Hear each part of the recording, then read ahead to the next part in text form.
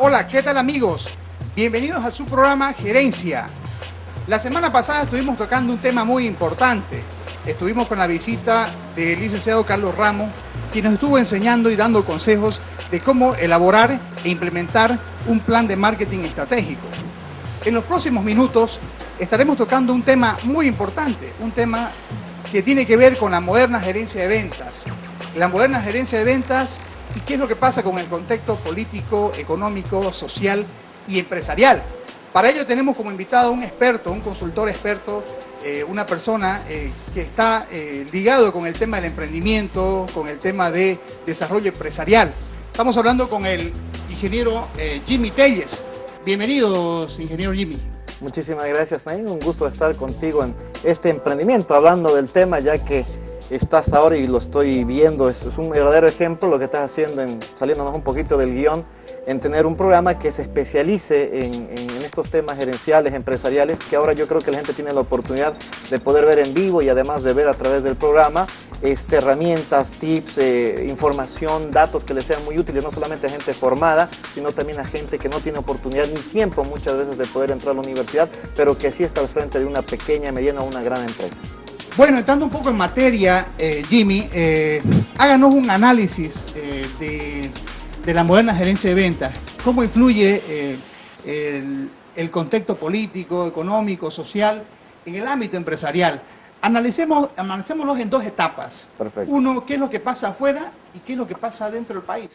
Ya, bueno, para empezar, querido Naín, en realidad este análisis, si bien es valedero hacerlo de manera separada, por lo menos para una parte inicial, es decir, desde un análisis estrictamente académico, pero es fundamental tomar en cuenta una variable, es decir, que va un contexto, ese contexto está necesariamente ligado por la interdependencia tecnológica y de las comunicaciones que se tienen hoy en día.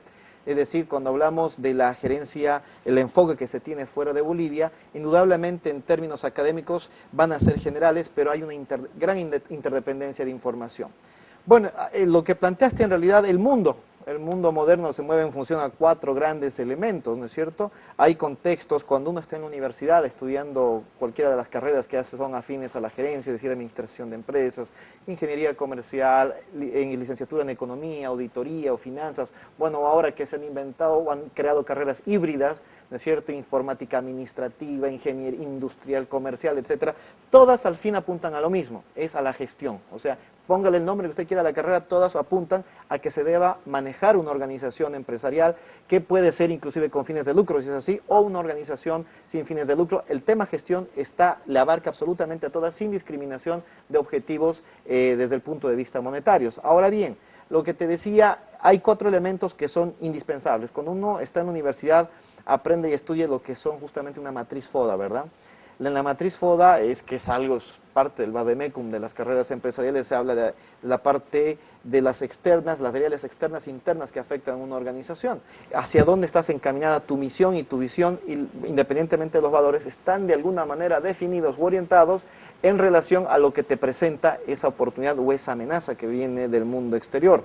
Y ese mundo exterior, que es el contexto al que hacías referencia, tiene que tomar elementos en cuenta como, por ejemplo, la economía, en general el contexto macroeconómico de una nación, de un país, de una región, de un continente, el contexto político, que es también fundamental. En América Latina, en los últimos 5 años, se están viviendo grandes cambios políticos que de alguna manera influyen positiva y otros negativamente en la gestión de una organización.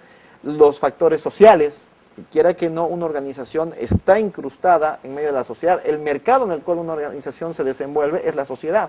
Entonces, los cambios sociales también de alguna manera pueden hacer que varíe la orientación de una organización empresarial. Y finalmente, los empresariales de alguna manera están más relacionados a los avances tecnológicos, no solamente en tecnología de informática, que es lo que por lo general asociamos, sino a la tecnología que tiene que ver de ideas, es decir, la tecnología de ideas, que es el famoso know-how, ¿verdad? Es el saber cómo mejorar, cambiar, perfeccionar procesos que obviamente van en beneficio de las gestiones empresariales. Entonces, repito una vez más, son estos 4 elementos que hacen al gran contexto que influyen en una organización: el elemento económico, el contexto económico, el contexto político, el contexto social y el contexto empresarial tecnológico. Bolivia tiene ciertas características que no solamente la distinguen de los países del primer mundo, sino inclusive de los países de la región, que lo hacen una especie de isla en términos de ser muy peculiar en su economía y que curiosamente un país tan débil en su sistema de producción, en su nivel industrial,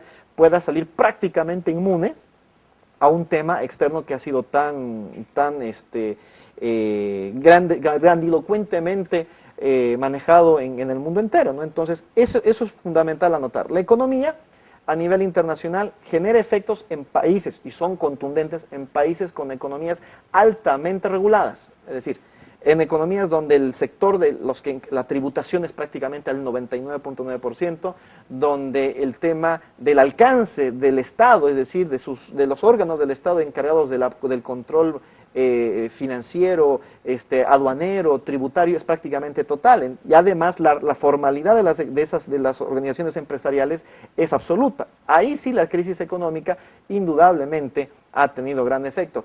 Sin embargo, en el caso de los países en América Latina y en especial el nuestro, ha sido, llamémosle, vamos a utilizar una palabra mucho más light, el efecto de la crisis económica financiera mundial por este otro elemento que te acabo de contar. Somos economías altamente informales, o sea, es la función inversa, como diría un profesor de cálculo, de lo que ocurre en otros países del mundo. Y al ser una economía altamente informal, ¿qué quiere decir? Que la mínima parte, es decir, un sector muy pequeño de nuestra economía está regulada, tiene tributación formal, tiene control aduanero, tiene un control fiscal real y que además debe adecuarse a normas regulatorias de un Estado que controle esa economía. Sin embargo, en países como el nuestro, donde el tema del microcrédito, que lo vamos a tocar más adelante, o la microempresa, es esencialmente 2/3 de nuestra generación de riqueza interna. Entonces, ese sector, de esos 2/3, si bien puede actuar en función o no de lo que puede ocurrir afuera, pero no deja de generar su micronegocio todos los días. Entonces, esos elementos, por ejemplo, en otros países no ocurren. Ese elemento marca la diferencia de un país informal de un país formal. Entonces, ese elemento es, voy a ser redundante, muy importante. Tenemos economías altamente informales, a diferencia de las economías altamente formales, a las cuales sí, en todo caso, están mucho más pasibles de poder sufrir elementos de esto de la crisis financiera internacional, ¿no? Muchas de las gerencias deberían tomar en cuenta estos aspectos antes de realizar un plan de gestión, por decirte, una planificación o un lanzamiento de un producto nuevo. ¿Se debería hacer este tipo de análisis necesariamente? ¿A qué alcance deberíamos hacerle este análisis? O sea, debemos tomar en cuenta las empresas de Latinoamérica, la realidad de Latinoamérica, o también, por decirte, lo que pasa en China. Exacto. Por ejemplo, el caso China. El caso China ha revolucionado en los últimos años, pero enormemente, digamos, ¿no? Entonces, China hoy en día es un país que tiene una exportación altísima, digamos, ¿no? Entonces, que genera una economía mundial. Exacto. No hay países que no consuman productos algo de chinos. China, exactamente. Entonces, digamos, ¿qué debemos aprender del caso chino? Del caso, bien, o sea, la pregunta que haces es tan oportuna, querido Naim, a propósito de este análisis que estamos haciendo. Bueno, el caso China es sorprendente, eso no hay duda, si bien ahora mediáticamente lo estamos viendo más de cerca, inclusive no solo a nivel mediático, sino a nivel de mercado. Te cuento como anécdota, la Virgen de Copacabana en miniatura estaba hecha en China. O sea, ¿cómo serán los costos para que justifique mandarlo a hacer allá y traerlo a Bolivia y venderlo en el santuario?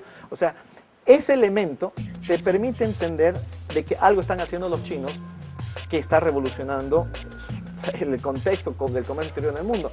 Hay que entender algo, este país ha tenido grandes transformaciones en los últimos 30 años, el año 78 en particular, en los últimos 32 años China entró en una nueva vorágine de entender de cómo debían ellos hacer sustentable su sistema político. O sea, ellos